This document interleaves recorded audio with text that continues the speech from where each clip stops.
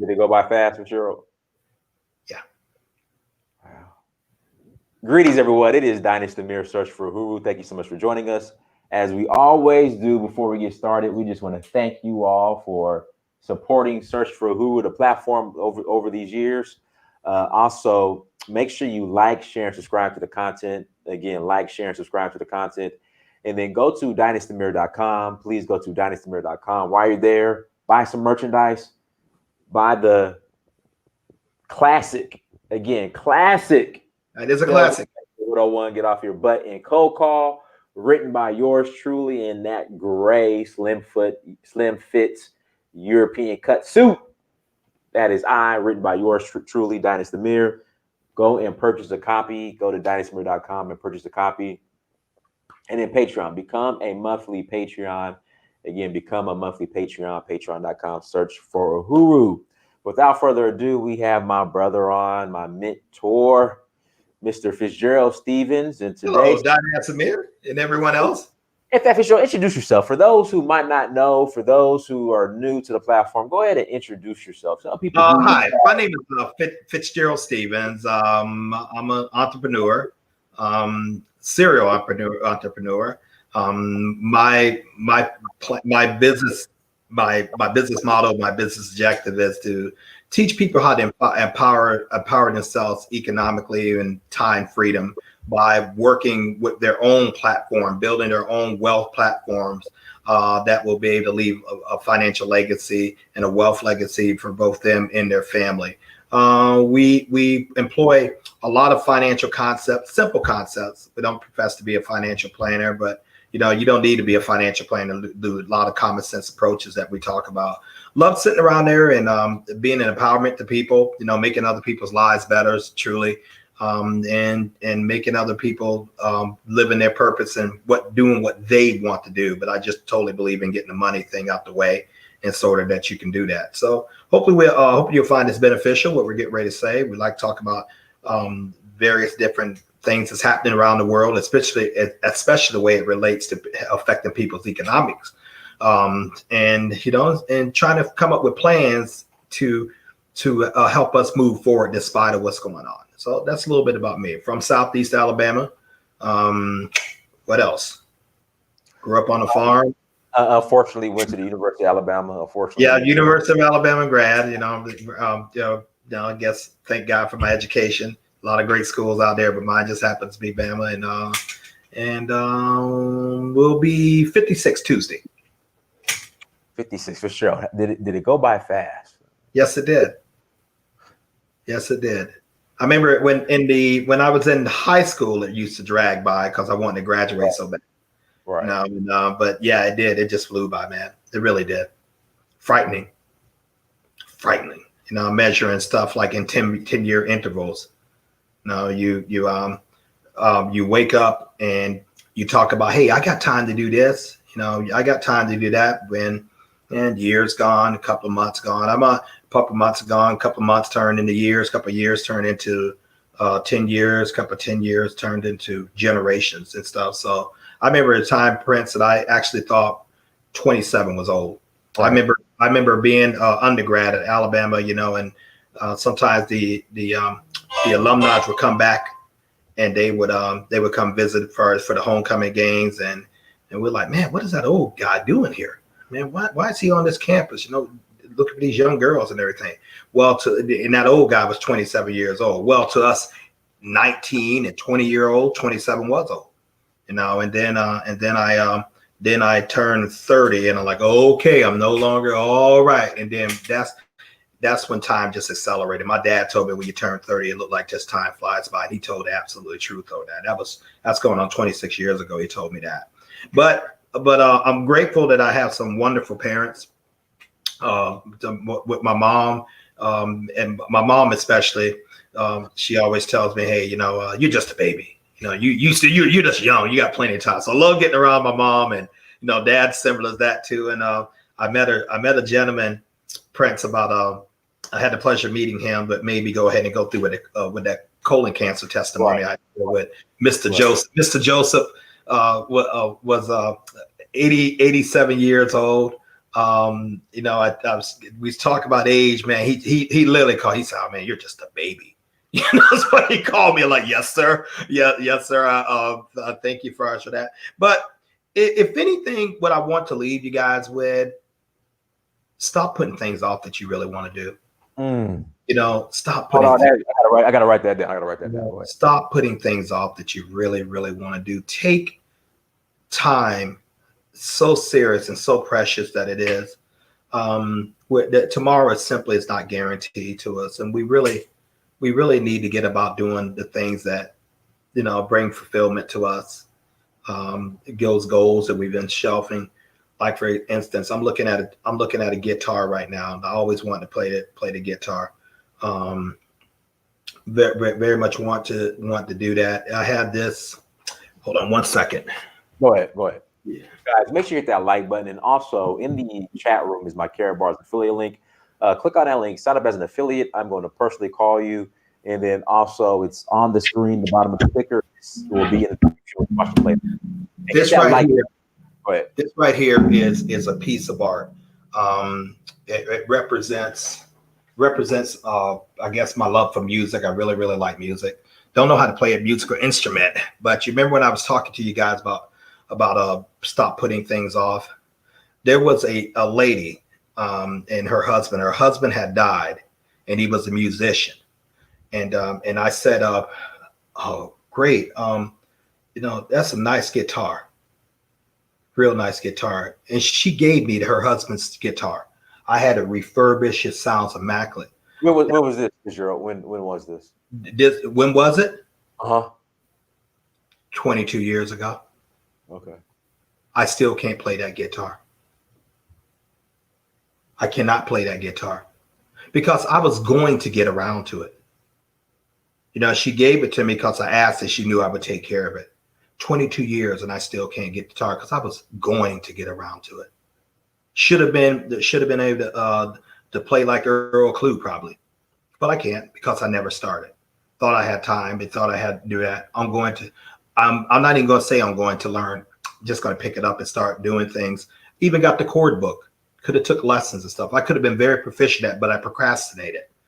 And for something I want to do. Now 22, 56 minus 20, that's 36 minus 2, 34 years. I was 34 years old when I had that. What am I saying? You know, I mean, I should have been put the rest, but I thought I had time. Meanwhile, the guitar's still looking at that pretty. But my goal of learning how to play that guitar has not been realized because I procrastinated and didn't do anything. So what are we trying to talk about right now? Ladies and gentlemen, we know that there are things that all of us want to do. There are things that all of us are called to do. You know, you want to build that business, go ahead and build it. But you have to start. Writing down stuff, that's only a part of it. You have to get started. You definitely have to get started, and you have to quit thinking of putting things away. Don't make that mistake. Don't make that mistake that I did, in particular in that thing. Now, there's other things that I did make good decisions about. There's other things that I did move on. But there's always something you can look back and say, hey, I wished I would have did that. If I remember Prince Amir saying one time that when he launched out on his journey to become an entrepreneur, what he is today. And he said something that really stuck out, but it made so much sense. He said, everyone I talked to who's a little bit older, they always said, I wished I would have did what you did. I wished I would have did, or I wished I would have did it sooner. I wished I would have did what you did. Because, you know, you get at the end of the day and, you just, the time is gone. So that's a little bit about my background. It's a little bit about me, a little bit about what my passion is to really get to help people because I realize it's only so far you can go on your own. You got to have other people, that, are working with you in order to achieve great goals. If you have something that you can accomplish by yourself, and the larger the vision is, the more people you're going to have. If you have something that you can really accomplish something by yourself and you don't need the empowerment of betters and others, I mean, your vision is simply too small. You're going, and when you want to help people reach their vision to help you reach yours. So that's a little bit about it. We have fun, but I think it's more serious to Dynasty Amir and I than just to having the fun because so many people are hurting out there. Right. No, especially financially, especially financial. So many people are just flat out just being slammed to the ground, and and keep slamming to the ground because they don't have a vehicle. They don't have something that they own. They don't have something that they're able to build unlimited income with. They don't have something they can pass on to their children at wealth stream. They don't have something to help them minimize their taxes where they can keep more money in their pocket. They don't have something that they're not collecting in assets. They're just living for the weekend. They still use Thank God It's Friday. That was big when I was growing up. Thank God It's Friday. Because I think because of the field we're in now, being entrepreneurs, like it's like all the days run concurrent. Yeah, that's another thing about being an entrepreneur. I suggest you take no days off until you accomplish your goal. Uh-huh. If you're not where you want to be in life, I suggest you take no days off until you accomplish your goal. Now, I didn't say not enjoy the journey while you're there, but it's time to get to work, ladies and gentlemen. Prince, what you got for us today? Yeah. So today's topic is U.S. ranked worst for work. Let me pull up real quick. I got the article right here. U.S. ranked worst for workers' rights among major economies. And I was telling you this story offline, Fitzgerald. When I would travel to specifically East Africa, whether it be Kenya, Tanzania, and then South Africa, there were a lot of white European tourists. And, we would talk and like, yeah, we're going to be here. We work for so-and-so and we're going to stay here a month. And I said, a month? Like, how are you able to say a month? Because I was under the impression that the U.S. model, as far as work and vacation, was consistent like all over Europe in the world. Right. And they were like, no, I mean, like in some countries, like it's mandatory. You get 4 weeks vacation, you get a whole month. That's getting only 2 weeks. And I then mean, how many years you have to work to get that? no, that's when you get hired. Like you get 4 weeks vacation. Like I can't even relate to what you're saying. I mean, you know how many years you have to work just to get 2 weeks vacation over here? Yeah. For me to get 3 weeks vacation, I had to have 4 years worth of. I had to be vested after. I think it was like when I was with Centos. I think after I started in 2010. I think after 6 years, I finally got like 3 weeks. Well, when I was at Thrive, the software company, they were pretty good. Thrive was great with vacation package for even first year. Plus, you had a chance to plug into a lot of holiday times. And I like the fact that they used to close around like the Christmas holidays. You could take, they were pretty much well shut down like that. So that was a pretty sweet company. But I didn't see that for the most part. Most part, you get a year. That's if. No, you don't get a year. You get a week. That's if the week fits in their schedule. You just can't take it. You just can't take it for us when you want to. That's right. You got to get supervisor some approval, and sometimes supervisor approval on the supervisor stuff. It's really kind of funny. But you know what? If you don't know any better, you think, that's normal. Because growing up in the States, Prince, that's what I knew. So when I hear guys like over there in Spain. People over there doing 4-day work weeks, taking off Friday. What? Right. Taking siestas, taking a nap. You're doing it during the day. Yeah, during the day, take a nap. 2 hours. What are you talking about? Yeah. No, must be nice. No, must be nice. So. Yeah. So like you said, in Spain, they get 2 hour like lunch break, siesta, like 2 or 3 hours or something crazy. And how did they get anything done? Well, they get stuff done, I guess. So are we ranked lower in quality because we have longer work weeks, so we don't have siestas, or we don't have short vacation? What makes us, what gives us that low ranking that your headline is saying right here? All right, here we go. Let's hear it. The U.S. has the worst record among major developed countries when it comes to workers' rights, according to a survey of labor unions. The world's largest economy is ranked a 4 in a scale by the International Trade Union Congress, meaning there are systematic violations of rights. Every other group of 7 country ranks 3 or better. Let's jump right. Let's see here. Let's see here. Try to get straight to it. Well, that's really globally. The ITUC said the situation has worsened for workers with violations of rights at a 7-year high. The worst is the Middle East In North Africa, and the organization noted a number of countries have impeded the registration of unions, as well as banned strikes and collective bargaining, excluding countries where there are no rights due to a breakdown of the rule of law. The 10 worst in the survey are Bangladesh, Brazil, Colombia, Egypt, Honduras, India, Kazakhstan, Philippines, Turkey, and Zimbabwe. All are rated 5 for no guarantee of rights. Europe dominates the top ranked countries for workers with the list, including Sweden, Italy, Netherlands, Ireland, and Germany. Uruguay is the only non-European nation in the group. Yeah, it's weird. It just stops right there.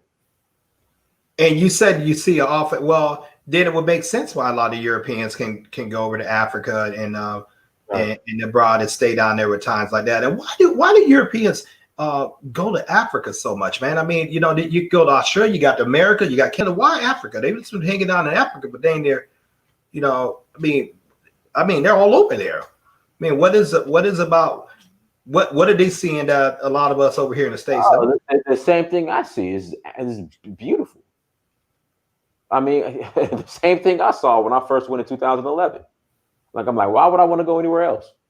Yeah. Like, why would I want to go anywhere else? Yeah, it's definitely on the top of my radar, man, to go to. You know, at one time, you know, it's definitely on top. And probably in Europe, I would like to see Spain, Italy. That's about it. Spain, Italy. That's about it. The rest of it, you know, after I see that, I think I would have my fill, and the rest of it, I want to just go down in Africa. No. So what would be some of the solutions that? Okay. Well, first of all, if you want to have workers' rights, that's the optimum word. Workers' rights. Right. So if you don't have rights to be a worker, what about owners' rights? You have owners' rights. Either you're a worker or an owner. Which is it? Right. I would prefer to be an owner. Okay. Well, seem like you're going to put yourself in a position where you can have better so-called rights for yourself, with economic wise, it look like you would have to figure out a home-based business, figure out a business, right? You know, where you can do, and hopefully you will treat your workers better than what you were treated, or enhance how you were treated. I mean, seems like, you know, dude, seems like it all comes down. So you take, so as far as with the U.S. rank for worst for workers' rights, I mean, so of course the vacation issue. Then I want to say, like in a lot of countries, if a woman has a baby, they could take like the whole year off almost. As far as you know, post what's the term? Post. You still have a job when they come back? Yeah. Oh, dude. Yeah, you can't do that in America. You might 6 weeks over here, maternity leave. Yeah, maternity leave. There you go, maternity leave. I would say in some countries it's like almost like 6 months to a year. Then you have, of course, the systematic racism here. So you have to include. Europe can match it over there with us, man. I mean, I've been following some of Europe's over there, like over in Germany and you know, in England. England's getting a nice little black eye for us for that, man. They cats over there brand new too. You know, with that, you know, Europe has their racism. China has it. Not China, Southeast Asia, man. Those guys, you know, their hands ain't clean to that. You know, they're not so involved that, you know, that they don't still put a real premium dislike on melanated skin color. No. I mean, the Moscow, you know, Russia, they have all that, man. So, no, so, you know, at that, no, I don't see that. Now, if you're saying if we have certain protections over there, that workers have certain protections, like for getting fired or getting fired or getting protection. But racism, man, shoot, that's all over. You know, hey, no, and that's why a lot of us really want to look at Africa, you know, and I don't know what the tribal factions are over there. So, you know. And then Ugali Nilotic says in Uganda, it's 3 months off for a woman that has just given birth. 3 months. Wow. Yeah. Like I said, some places it's 6 months to almost a year. No. Wow. And you know, a lot of the corporations here, let me ask you, Fitzgerald, since you were an owner at one time, if your employees came to you and said, hey, we're going to go union, How would you have addressed that?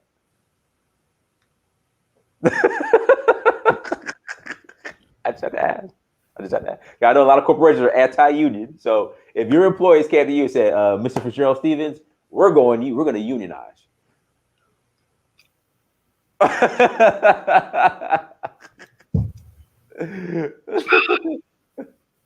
How would you, Katie? Okay, you want to answer that offline, or no? I'll answer right now. I'll be against it. Okay, why? Go ahead. what company do you own? what do you have in the game? You're gonna tell me how you're gonna make demands with me in my house? I mean, I could see if I was doing crazy stuff, working people without paying them, doing unsafe environments, doing things like that. Yeah, I would say, okay, you have every right, but I'm not going to be that type of guy. So I shouldn't be held hostage where you think that you would have to have control over me like that. Listen, at one time back in this country, I can't say about what's going on with other countries, unions were vital. They served an incredible purpose. Why? People were getting exploited. Women had to deal with sexual assault on the rip. I mean, black people were underpaid. Women were underpaid, passed over biases, all this kind of stuff. Unsafe working conditions. Unions came in and tightened that ship up. They served a purpose. Okay, they served a purpose back then. But as things started going evolving, as things started going evolving, the unions were for the most part demanded that you had to pay dues for the most part. Not all of them, but a lot of them. You had to, you know, like Amir Industries, and I'm sitting around there working, and man, we don't think Mr. Amir need to pay us $25 more an hour, man, because you know whatever, you know. So regardless of Amir has it or not, and so they said, well, okay, I'm not going to do that. Mr. Amir's been good to me and my family. He's gave me a job. You know, I was able to build up a great life for me and my family. I'm not going to go against him. Hey, Fitzgerald, you're in the union. We're striking. You got demand. You strike. You know, or we demand you pay our fees and things like that. So no, I don't think it's a really, I think it's served its purpose, which is a lot of reasons. Diane, that's why you see so many companies shifting out the north and coming, because South don't really deal with a lot of unions. Right. You know, so no, it's all a personal thing. It's all a personal thing. But for me, it wouldn't kind of work with me. That wouldn't work with me. Shout out to King Joseph, fellow gentlemen. I hope all is well. I'm watching from Los Angeles, California. Now, Fitzgerald, when you were an employer, as far as vacation and everything for the employees, how did you arrange that? How I was flexible with them.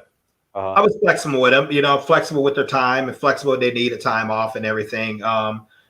Vacation, sure. You know, you want to give that to them. You know, especially good employees.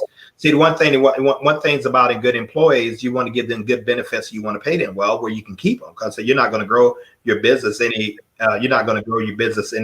any type of economic juggernaut without retaining and keeping good talent. You know, believe it or not, Prince Dinaz, finding good people to work and finding the right talent is really hard for American employers now. That's in all industries. That's in all industries. When it sells. You know, for sure, not to cut you off, but this is where I'm confused. Knowing that, then why don't these companies put in the effort to retain good employees? Some do, but here's the thing: when you have like a booming job market, you have that competition, and you know they could be great employees, but you got to be able to match what they're getting. For example, okay, you're number one and number one sales about 3 to 5 years with your former employee. Say like a company like mine comes up and offer you like $50,000 to $60,000 more. They can do it because they love getting good talent with that software company. Or you're going to give your employee or your employer a chance to match that, or B, if they can't match that, are you going to go on? Well, I'm out. I mean, you know, Mr. Genesis, how are you doing, my friend? I recognize that small face. Hey, you had a birthday, man, coming up right there. Happy birthday to you. No, I saw No, that my birthday. fellow Virgo brother like myself. We understand No, each no, other. I'm actually Sagittarius. My birthday Oh is man, September. well, you know what? I had a little experience with y'all, but I like you though. Well, I didn't say, like I said, it's an honor to be on this platform, Mr. Fitzgerald. Utmost respect. And like I Man, said, I'm so as a glad you dialed in because I'm kind of bogged down in this. Unfortunately, this is a little bit out of my league. With talking about the different workers. Who was that man? John Henry Clark. John Henry Clark and Claude Anderson. These are right, black economists. They Claude Anderson wrote a book that it was called Black Labor, White Wealth. Yeah. right, And I read that, but that could easily apply to a lot of other workers too, like yeah. that. So, Mr. Genesis, I'm gonna hang my hat up on the sand, man. And while you here, I'm definitely gonna take advantage of your expertise Okay, and see what. let me say this. Like, as somebody who's owned businesses, employees, whatnot, I'm a business owner, right? But the last business I had employees, right? Now I do contracting, right? I had that business for 2 years and didn't see a dime. You know, everything. I was proud of myself that I could run a business, right? But the margins of profit was so slim, right? My workers were paid and everything. I paid them a fair wage, and they operated my business. I couldn't operate without them. Then it dawned on me, right, that wait a minute, if you could have a business operation, and you don't have to pay somebody, you're going to accumulate a wealth, a lot of wealth, if you don't have that labor value. There you go. There And, you go. and trust We me, can talk. There you go. you trust me. Everyone in their mind has thought about that one time.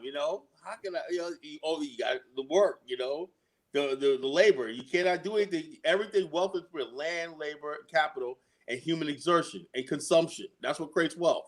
And space in the economy. Now, what I'm saying is the Japanese had a thing. They weren't perfect. People think the Japanese was automatic. I think Japanese looked at it long term, right? They feared trade unions. They feared communism, right?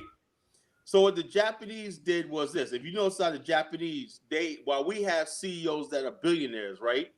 Japanese CEOs are millionaires and a millionaire plus, or thousandaires. They put a lot of money into their labor force and franchise them, right? But they got a lot of money back. Like Toyota may have a housing, right? And the people buy stuff from the Toyota commissary and stuff like that. We don't see in America, we're more rugged individualism, right? When you clock out from GM, you're done for the day. In Japan, if you join Mitsubishi, it's almost like you join the Mitsubishi clan, the family, and it's a job for life. Now, what I'm saying is, as far as African American businesses and everything, how do we do that as far as culture? That's the when it comes down to culture. When people tell me about culture, when you can get the African Americans to commit to like a let's say a Dynasty Samir Incorporated, right? I'm joining the Dynasty Samir family. That's how it starts with one thing with Dynasty Samir family. I'm going to join the Dynasty Samir thing. I'm a Dynasty Samir employee for life, with a Huru employee for life, and stuff like that. We simply don't have that in Black America. Kyle, you're right, but at the same time, the generation before us, like my mom, my uncle, Right. my grandma, they worked the Father same too. job their whole My life. father too. My father too had a job with Vaughn Products in New Jersey, right? The reason why he had that job because Mr. Vaughn's came to the United States after World War II, right? And he lived in the same apartment building as my Uncle Lake, right? And my Uncle Lake, he couldn't speak English. He had a patent on a product, right? A chemical product in Germany. He was an industrialist. And my Uncle Lake helped him finance them and everything, the English and paperwork and everything.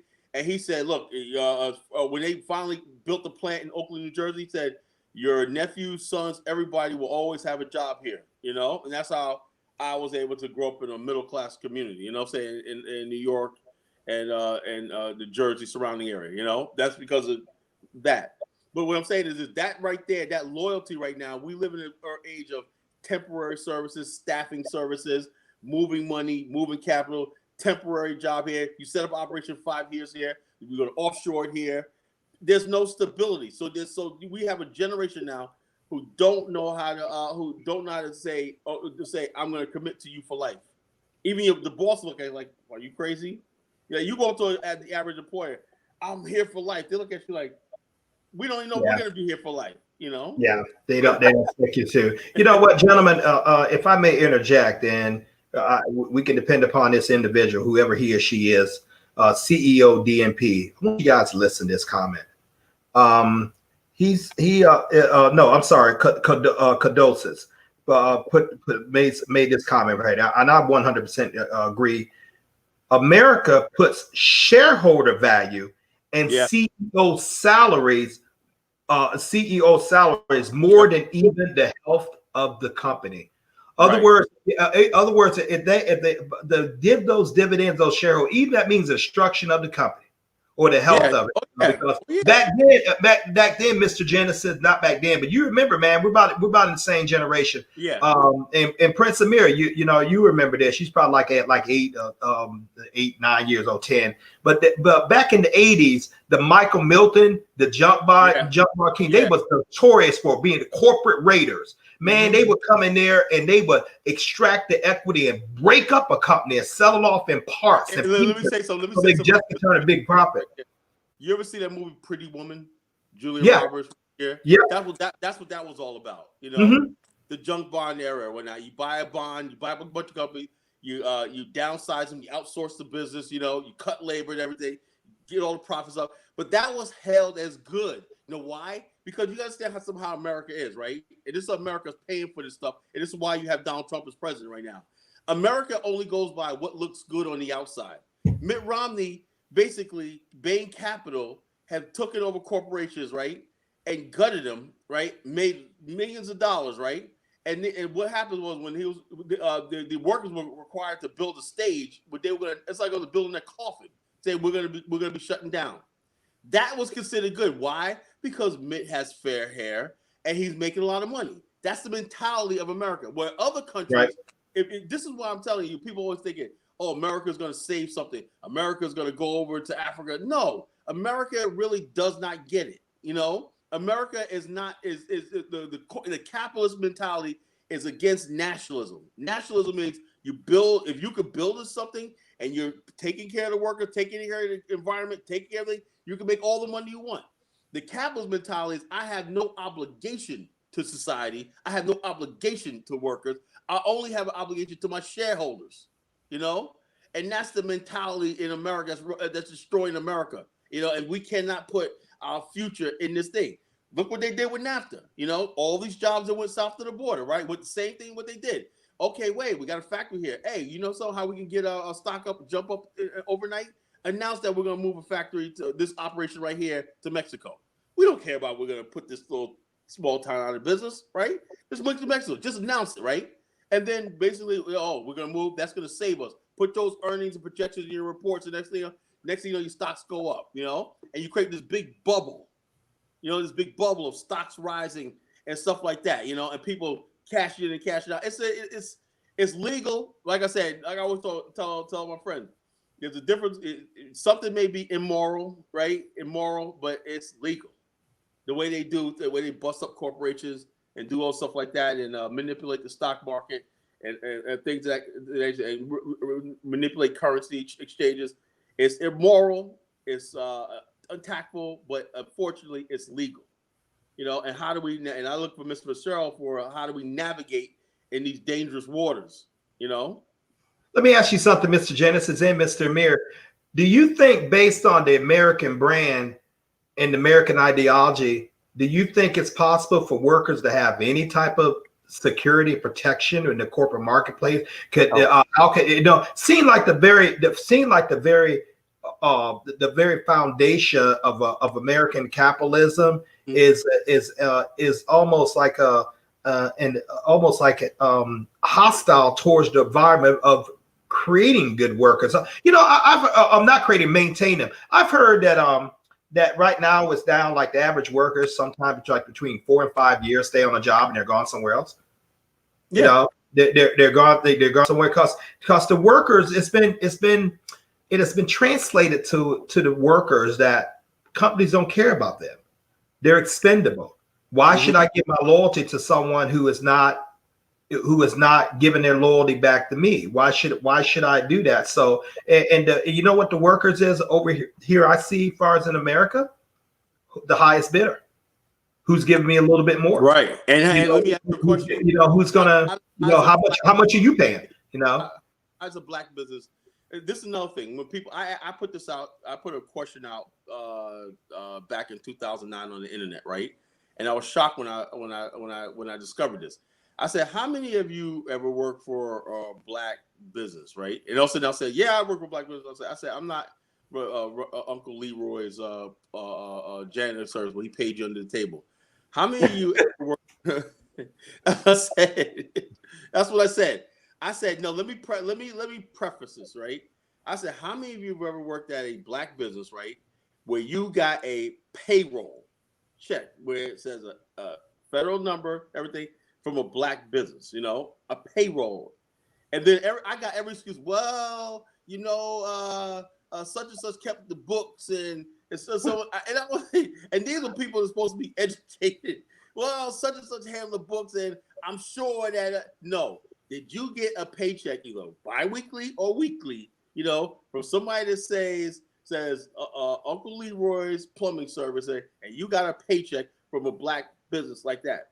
And what I found out that was most black businesses were sole proprietor, self-employment. It's more self-employment. We say business, but it's more self-employment, And that's a challenge we have to get to as black people, maintaining a payroll, We have to get to that point. Now I'm sure Tyler Perry has a payroll. He has a payroll of people on the payroll. And then when I heard that Diddy, I said Diddy's a billionaire. I heard only 12 people on his payroll. I'm like, wow. I'm like, there's something. I don't know a whole lot. I'm not a genius.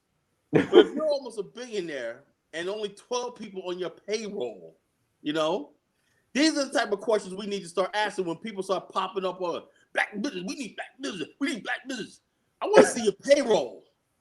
How many people you got on your payroll? I ain't got nobody on the payroll yet. Then you ain't got a real business. You got business.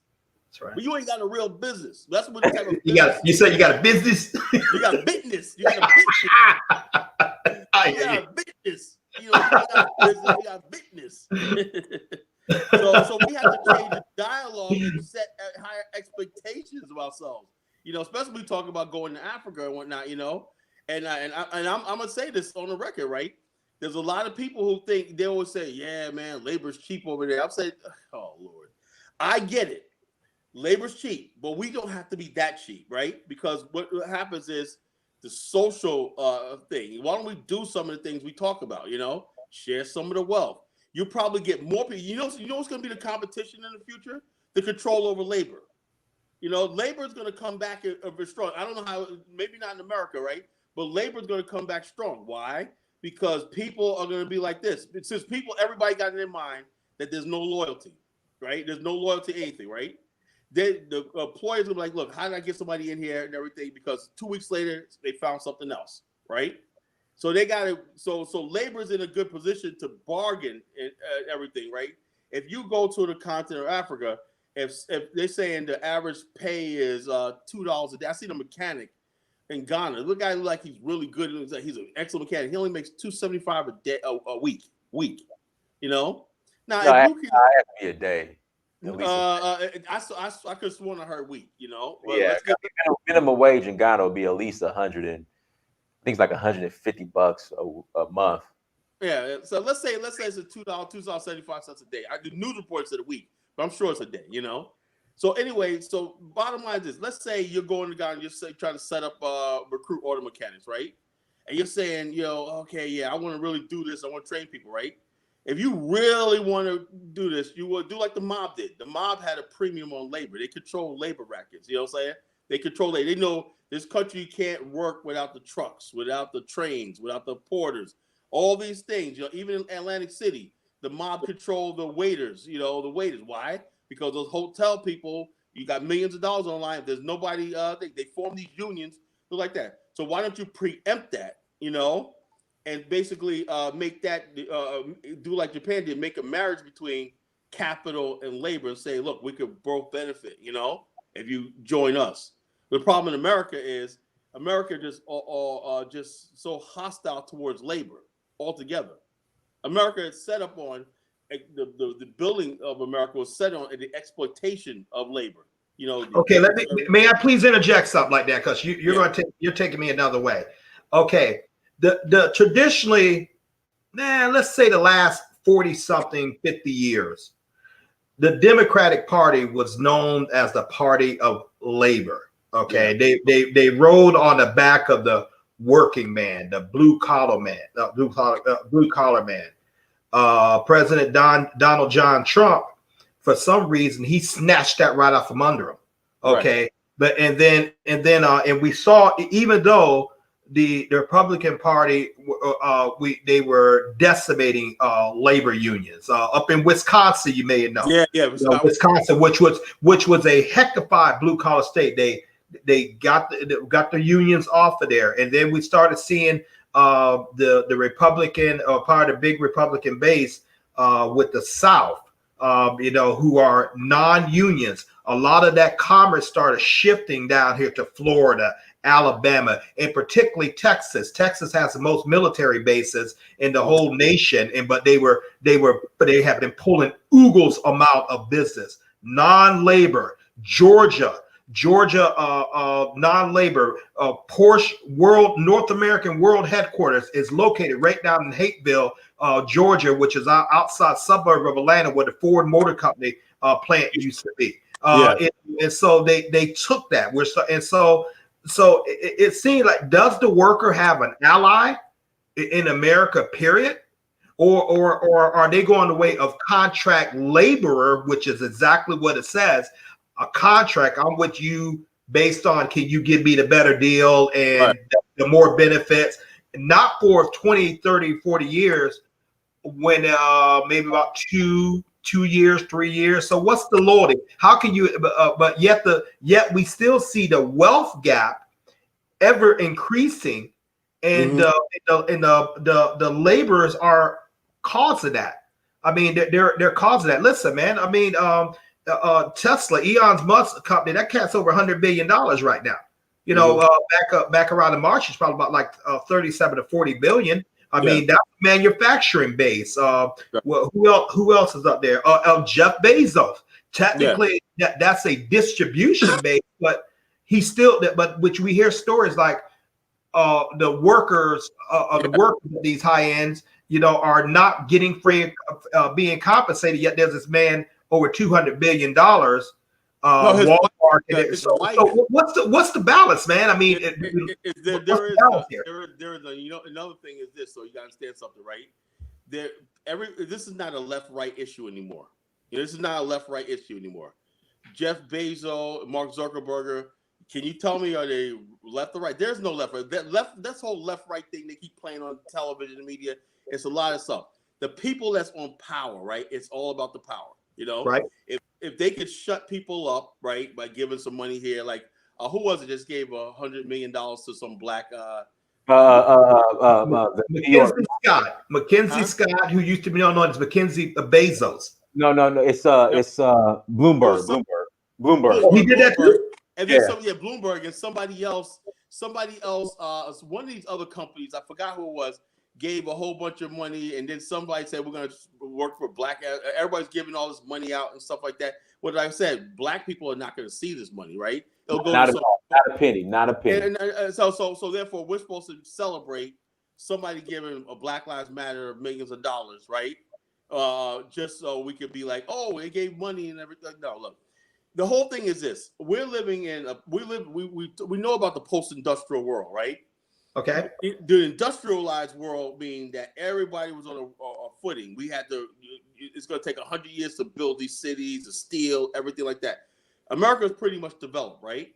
Now we live in the information age, the passing of money and stuff like that, and it's still creating wealth. The service age, the services this, from everything from your internet to your television, your cable, everything like that. The value of services that we consume and use is now past the value of goods that are manufactured. That means a post-industrial age. It does not mean that you don't have that developing countries can't go through the industrial age. Yeah, there's a lot of countries in Africa who are already in that service technology age, right? But they didn't go through the industrial age because they don't have the consumption base. So there's a gap there.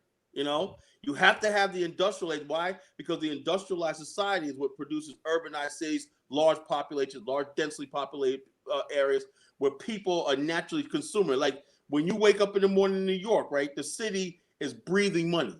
The subways are running. You know, people are shopping and all this stuff like that. Well, not recently. Not now. Not Mass now. exodus out of New York. Or not, but now since Bloomberg got, I mean not Bloomberg, De Blasio got there, and all the rich people are leaving, right? And people are packing up. AOC got Amazon kicked out, you know, like that. I'm like, good job, folks. Y'all doing really good for New York. And so New York is going down the tubes and whatnot. You know, the damage these people did, De Blasio, Ocasio-Cortez, and Cuomo and everything, is going to be felt in New York for generations. You know, basically, don't move to New York. You know, don't move to New York because it's already the die's already cast. And as I said, this is us as black people. We got to start being sweet because this is life and death here. You know, you could talk all this stuff, this emotional stuff with the Democrats, Republicans, but when you got a congressman like Ocasio-Cortez prevents Amazon from coming to New York and whatnot, and all that money that could have been there, and you got De Blasio talking about I'm going to tax the rich, and that's like, oh, I'm getting out of here and everything. Look who you're going to benefit from. You know, benefit from you personally. You look at your personal. And it goes down to as far as job. Everybody's a person. Not about the company anymore. It's about me as a person. How this job is. Use the same thing as a vote. You know, how's this going to affect me personally? You know, this guy wants to ship my job to China, you know, tomorrow, right? This guy's saying, you know, let's bring the job back here. You know, I don't care about all this other stuff, but in the long run, the odds of probability, use the law of probability. The probability is if this guy succeeds, I probably will be better off, you know, and that's what you go by, those metrics. But our community doesn't do that. We're wrapped up in emotion, and we're wrapped up in whatever he say, she say, you know.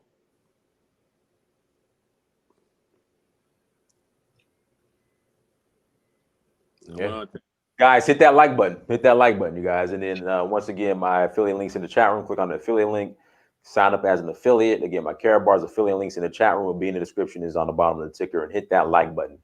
Mr. Genesis, you expounded upon a great point when you said this is more of a elite wealth issue. I have met Spanish, Caucasians, Indian people. Look like they're all in the same boat. Black people, when it comes to this disparity of being properly paid for your labor. I mean, I'm not talking about like the high skills, the surgeons, the attorneys, what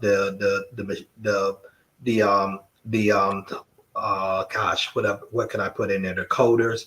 Most of your labor, when we think labor, you're thinking primarily of manufacturing. Something that, you know, that the manufacturing base. So any nation must have a strong manufacturing base if they're going to enjoy long-term prosperity. But right. look like for what I'm seeing, look like the middle class are all in that same boat of being able to gather proper living wages, to gather security, knowing that they're going to have a job and knowing they're going to have a decent living wage to raise their family. That's one reason why you hear Prince Amir and I advocate entrepreneurship, home-based business so much, because we see this. And you know what? And I can ask both you and Mr. Amir, do you think there's an end in sight? Because I don't see anywhere either party. I see both political parties as one on this. And as far as I'm concerned, they're both two wings of the same bird. You know, you can part with that. But let me say this. You're absolutely right. I said the black people in America, right? We're so accustomed to being in labor. Labor, your job is your initial.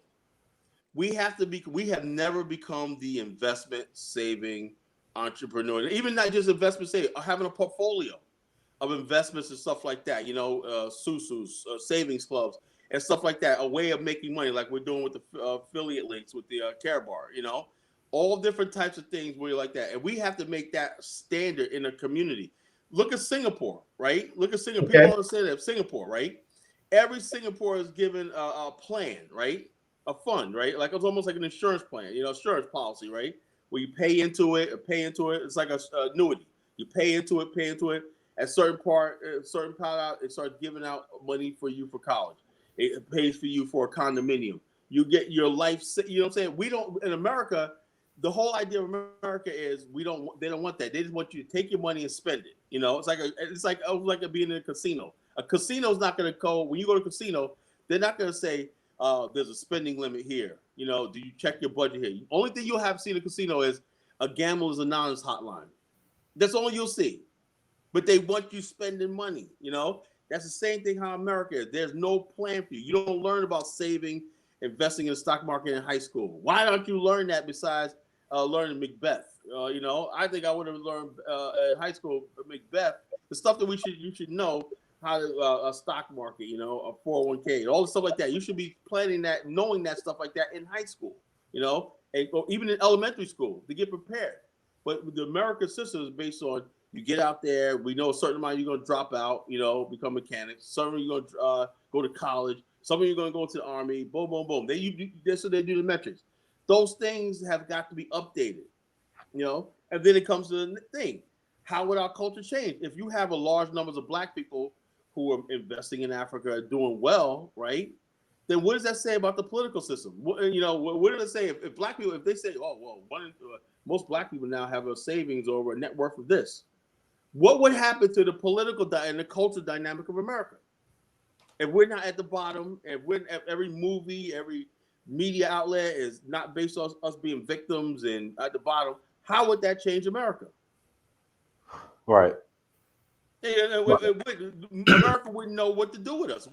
If we're not suffering, if we're not the beast of burden, and we're not getting our ass kicked and everything, then then the whole system would just collapse because that's what America's based on. So I care less what American based on. My philosophy is simply this: pull. Hear me out, sir. Pull me. Hear me out. Okay. Perfect example. Hollywood have been pretty much well known to be an exclusive club, and people of colors throughout that industry have always been often been overlooked in the Oscars and pretty much a lot of those things, the recognitions, getting jobs. You used to be they had a thing for used to be like a lot of dark skinned Black people were discriminated. Once you look like the Dorothy Dandridge, beautiful woman, by the way. But then along comes a young man out of New Orleans, changed the name to Tyler Perry. He said, forget about this noise. You cats ain't doing anything. I'll go over to Atlanta and build my own studio, build my own stuff. And so when I often hear, and maybe this is where I am at my life, but it's 100% correct. You know, Fitzgerald, that sounds so dang arrogant. No, it's 100% correct. Hear me out. I don't believe in begging someone to always put me at the table. You know what? Get your own base. Build your own base. Build your own. Quit sit up here and say, well, these guys are killing us. I tell you what, you get powerful enough where you're like, I don't even deal with White House in my neighborhood. You cats can't come up in here. We'll have our own and things like that, and be powerful enough to deal with that. I don't need to go there and beg someone to keep giving me jobs or let me in your school. I'll create my own. I mean, that's my mindset. Just like a man. So let me ask you a question. Now, would you let's say that happens, right? Now, there's a class of people who are hell bent on saying we shall overcome. You know what I'm saying? And we should get out there and they're basically. I know that there's somebody like you at Noise, and that's what drives you a lot. I know because the begging, we need the white man and everything, but that's a business. Begging the white man is a business. It pays a lot of money. Man, you got to bring me up to par on that because my mind is you don't. No. You got to bring me up to par on that statement there. I'm saying this: the people like Al Sharpton, the people like Roland Martin, that's what they project out there. They don't think there's brother Fitzgerald Stevens is out there. They think that everything, like look at the recent NBA. We're crying, y'all don't love us, and all stuff like that. That is the narrative that's going out there. So it seems that as you and I, we're getting gray hair, right? It's like, Dad, we were born into this right here. No matter how great you a man or a dinosaur man, it's like we're gonna die into this. Because the narrative is the Black man is a beggar, a pauper. a loser, whatever like that. And then we got all these great men in Black America, but we're not the showcase. It seems like Black people would rather, yeah, I hear what Stephen A. Smith had to say. I hear that LeBron had to say. I hear that. We so scared. We're so this. And it's just tiring, So, like I said, all those brothers that think like us, man, we just gotta keep pressing on. We're the ones that's gonna liberate Black America. Not these other begging, crying fools out here. We're the ones that's gonna do it. And it's like I said, it's just a matter of changing the narrative. Because there's powerful forces, right, that don't want to think that we can build our own wealth. They don't want to believe that. They don't want to think that. That's what's right. That's what the kickback is. Look how they're doing to Jay Morris. I'm saying to myself, what did Jay Morris do? And this guy is doing inspirational, motivation, change his life around, inspired all these people to go into real estate, have all the success and everything. And you got the same people trying to take him down. Take him down. And I look at you and what you guys are doing with the carrot bars and whatnot. You got people sitting in the chat room and whatnot and sitting online and whatnot trying to take you down. This is a fight we started to have. We're going to be free, or we're going to liberate ourselves, or we're going to die like fools. Well, I agree with that. The cat's sitting on there, critics, go ahead and criticize on. I care less about it. I let them know how I feel about that anyway. I don't have no excuse for the reason for that. I don't bite my tongue on that. But I guess my most important, one of my most important lessons, once again, came from my father, John Henry Stevens. And when I was talking with him in his home in Alabama, Daddy told me this, and I'm going to, not only you, Mr. Amir, or you, Mr. Jens, but I'm going to ask this to each and everyone in the audience.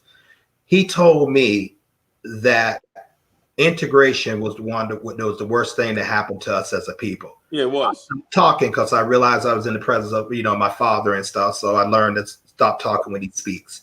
And he said, we were tight then. We knew we had to depend on each other. We knew we had to go there. Now, it's okay if I want to use like the Hilton, I can go there to stop there. But it doesn't mean that I stop spending my dollars in my community just because I have access to that. And a lot of thinking that you see with me with that, that's shaped by my father, that's shaped by Malcolm Shabazz. Get your own. I simply don't believe in begging a man. That's like, hey, you know what? My wife ain't doing right. Can I please have yours? You got a right to let me have your wife and your home and your ammunition and your food. Get your own. God bless the man that's got his own. So that's what I'm thinking. So can we work with everyone? No. Other groups of people, the same thing. My tribe is those who wish to work with me. Right. I would love to support businesses and Black-owned business. First of all, I don't see, I look at it. Okay, this is a business, and I like to give that, as long as that person is get good service and everything. I don't give a dang if you're Black, white, or everything else. But do I want to give a Black-owned business a shot, an equal footing? Yes, I want a chance to go ahead and do that because there's so few of them out there being supported. Do some of them do it wrong? Yes. Do some of them do it right? Many of them do it right? Heck to the yes. And so I think that I think that is going to be one of the few ways that you can get a hold of your economics, by having a strong business that looks like people like you. And I make no apologies for it. Listen, you know what? The Muslims, the Muslim people do that. The Indian people can do that. The Chinese people do that. The white people definitely do that. The other races do that with Koreans and things. Yet when Black people want to do it, it's just seen to be a problem. And I don't prescribe to that, nor do I apologize for that. And so, if you can't work with anyone, if you can't work with everyone, you can find someone. There could be a consortium of people who you can do business with. And I think and that's my thinking. Am I against any other people? No, not at all.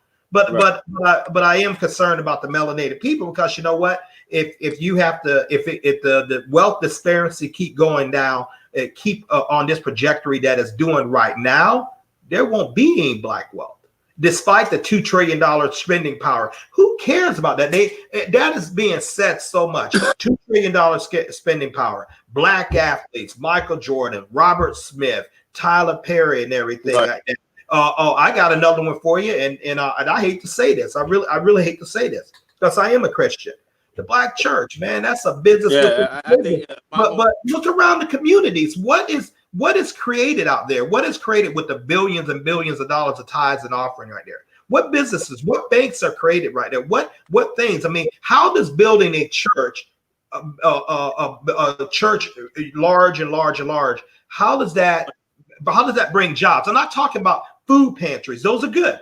But for the pastors, the prophets, teachers, listen to me, evangelists, not knocking you all in any of that, you know. But what about construction companies formation? What about what about taking those churches? Here's one. If you have that type of power, which you do, why not have like your own credit union? Why not have something created there where members can get business loans and stuff? Just my opinion, but it's the right opinion.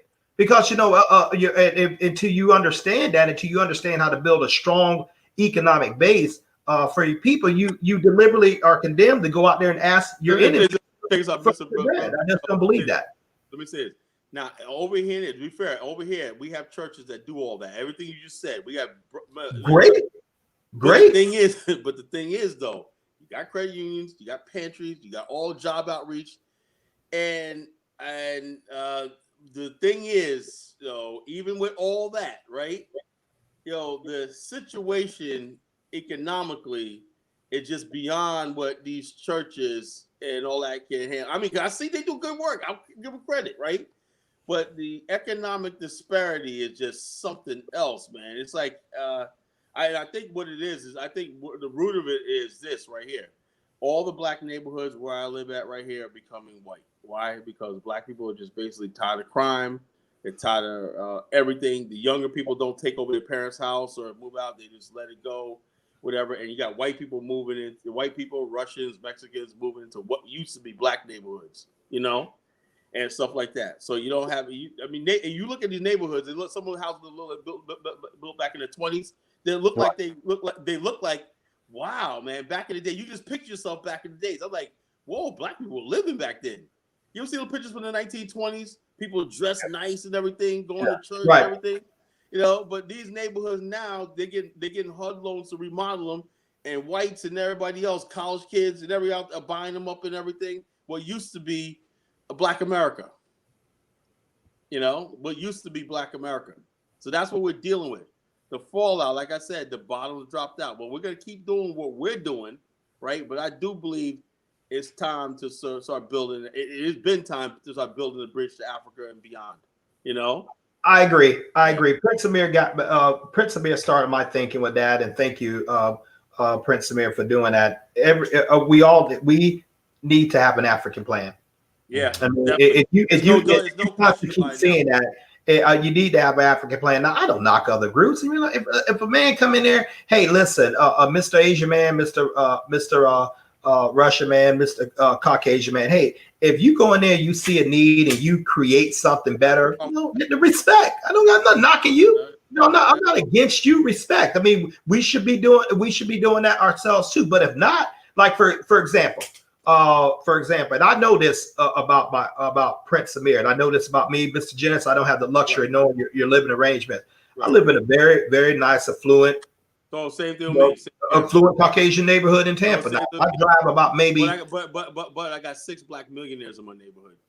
What's that? I live in an affluent neighborhood too, but I got 6 black millionaires. Okay, well, all 3 of us live like it in that. No, so if I go a little bit down the road, I run into Nebraska Avenue and man, the whole scenery changes. High crime rate. Why would I want to be around that? I heard Shannon Sharp talk about that when we lost the great Nipsey Hussle.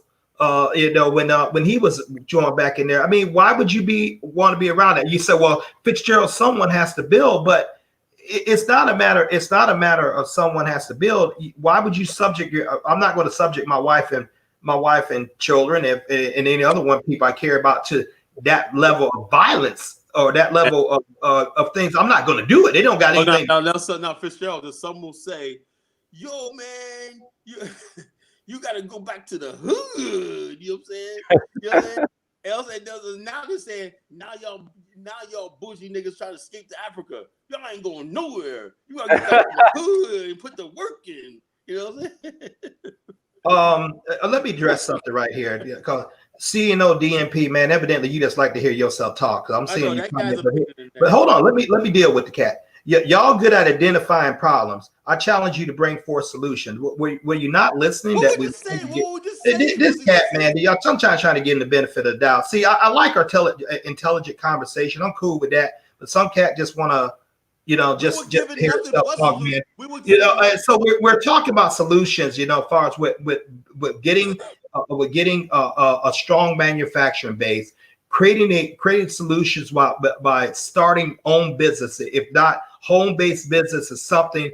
Spending more power in there, doing business as a unit, as a collective. Those are some of the solutions. I welcome you to bring some forth. I mean, I really do. This is a Mr. DMP. I kind of don't like code names either, man. You're cool enough to come out your mouth with comments like that. Identify yourself. My name is Fitzgerald Stevens. If I come on the screen, you know exactly who I am. But see, this now that would be someone who I would like to sit down with. But if that conversation would go right there, that would be one I would not consider my tribe. I'm looking for solutions, just like he's looking for solutions. But we have to talk out. And I'm of the opinion, Mr. Amir and Mr. Genesis, that talk has long been over. Yeah, it's time. I'm of the opinion to talk and long be of the marches, the getting up and and symposiums, and protesting and wailing and crying and gnashing the teeth when people are being murdered and killed by these people. I'm the thing salute that that talk has long been over. Talk about we need more education and stuff like that. We need to figure out a way to use our dollars as a weapon.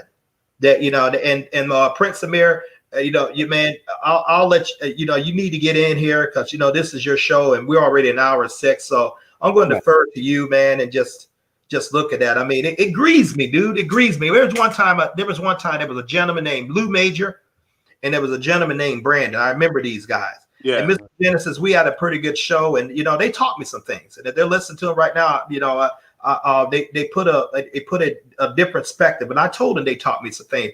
Mr. Genesis, I made a comment. My generation, like the 50s and the 55s and on up plus, we are tired. We have been fighting this thing, man, for dang near decades, over 5 decades. Like I said, Tuesday, I'm 56 years old. Right now, I just want to be somewhere in peace. If it's not here, somewhere I could prosper here, I want to go to Africa. I just want to live out the remainder of my life. You should come with our group thing. We have a group going to Angola at the end of the month. And so like I said, we're trying to do things over there, Zambia. These countries. I mean, is that a selfish comment? Now, I can talk to the Prince Amirs and the youngsters. I can guide them and I can help show them some of my experience. But I'm at the point, right? Like I just want to be in peace. I noticed my father, his generation, that is, he's close to 80 years old. He don't really fight on issues like that. He actually, when he talks about it, he talks about like in sadness. But he wants a better life for his grandchildren and children. Right. I know that. But as far as him getting out there actually marching and stuff like no. I heard on Facebook, man. I saw this sign. It said this lady was holding up a sign. This was 55 years ago. 55 years ago, same age I am, and it said we are tired of police brutality. That sign could have been just as relevant as right now.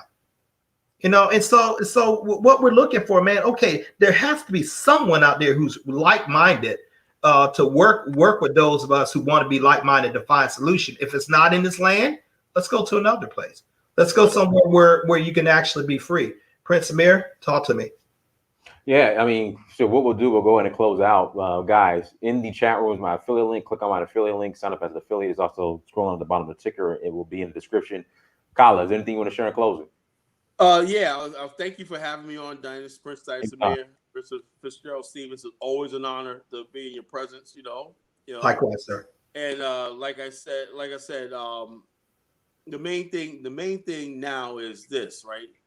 do we own our control our narrative, right? Because it almost looking like, that there's powers that be, right?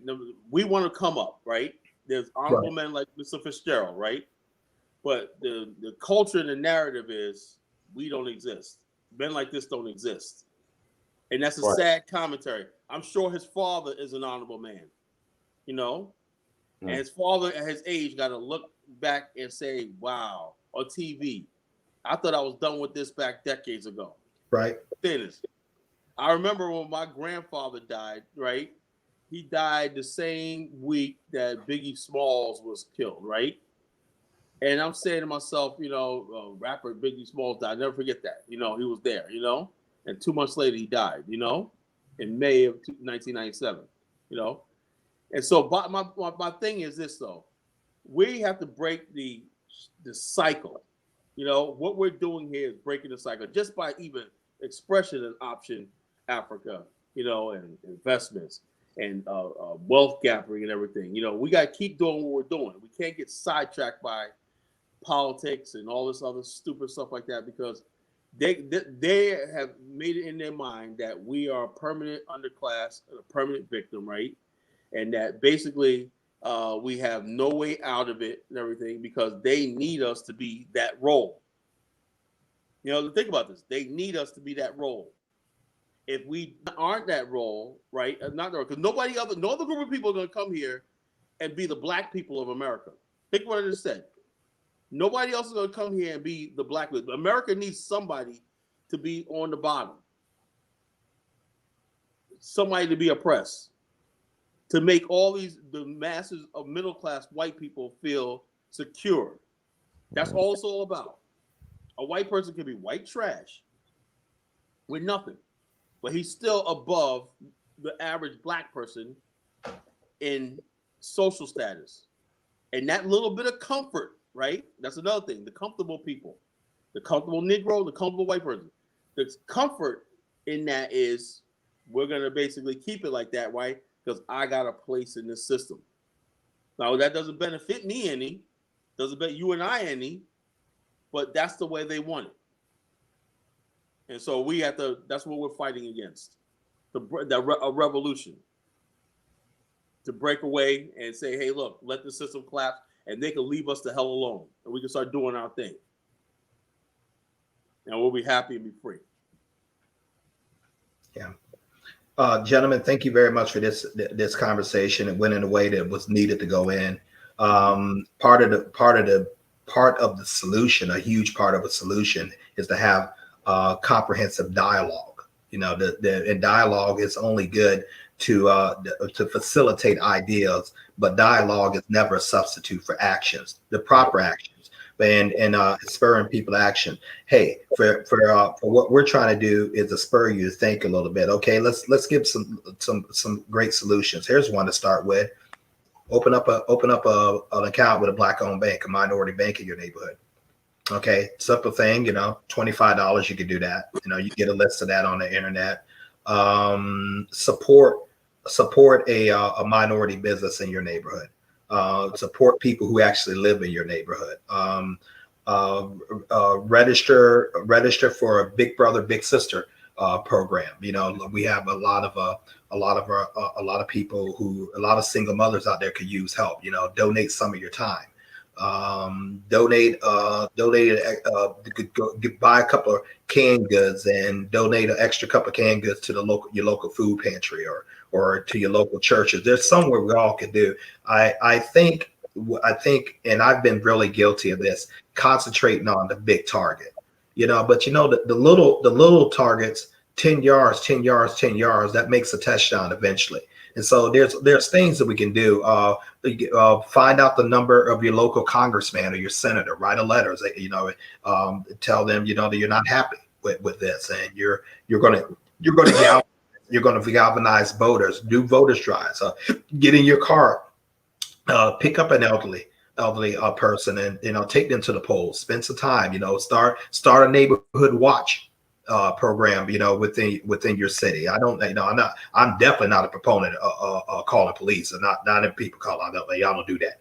I don't believe in that. If I'm ever in trouble, Dinesh, you call me, something like that. Something I'm ever in trouble, do not call the police. Do not call the police. Call my brothers or something like that, but don't call them. Call fire department, don't call that. So that's how little trust I have with them. But there's something we can do. Save more. Look at businesses like Carrot Bars. The creating your own home-based businesses, registering up that there. Become financial literate. Okay, read good books that would show you like that. Form investment clubs. There's all kinds of things you can do. But sitting around here and saying it's not any other person's responsibility to take care of you. Even if we're people of color, if we're not people, it's not because you know what I've learned, they got their hands full trying to take care of their own house. Right.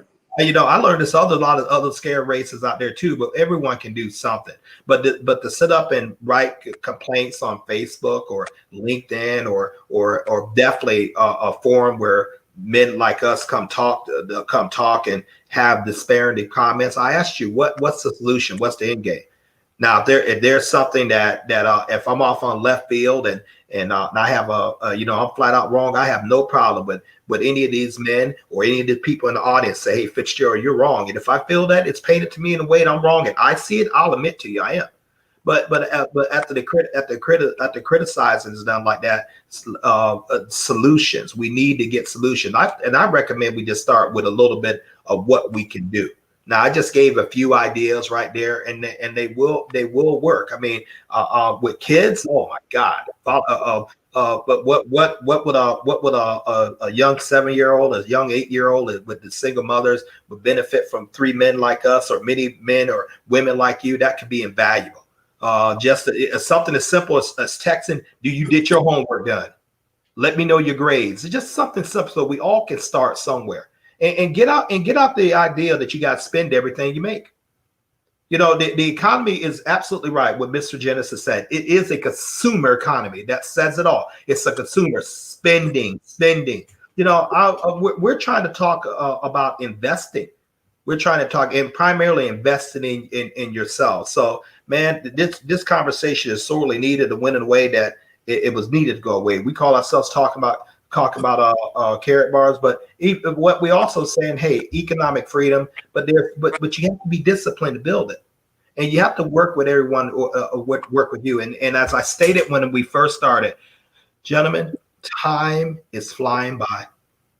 Time is flying by. 56 years old. I don't feel like that on Tuesday. 48 hours. I don't feel like it. I like to feel that I'm real stronger. I mean, I'm looking at myself right now. Dang, you got some gray hair over there. I should, but the next 10 years. You look good. You look good for 56. Well, I appreciate that, but I wished I would have did more. And you know what? I wasted a lot of time, gentlemen. In audience, I waste a lot of time, and don't make that path. I mean, I should have been free 10, 20 years ago. Or definitely on my way that I could just enjoy my thing. But instead, I got to rise and grind and stuff like that. But I should have been free at a point right now that I could solely focus on helping like the youth. But now I still got to secure my own retirement and my own living. So don't do that. We got to get serious about the business of growing wealth, about the business of police down the neighborhood, about the business of making our lives better, because no one else is doing it for you. No political party, no frat, no sorority. That belongs on each and individual and in that family, then that community. God bless you all, man. Prince, thank you so much for bringing this man on. We appreciate it. Thank you. No problem. Thank you. Always a pleasure. Thank you, Prince Amir. And thank you, Mr. Stephen, the Honorable Mr. Fitzgerald Stevens. Y'all have a good day. I'll talk to you later. Yes, sir. Yes, sir. Everyone, thanks so much for joining. Like, share, and subscribe. Until next time, family, Dynasty Mirror Search for Huru. And also, make sure you guys go subscribe to Brother Stephen's YouTube page. Find Ways to Win. Find Ways to Win. And 2 is the number 2. Find Ways to Win. Until next time, family, Dynasty Mirror Search for Huru. Peace.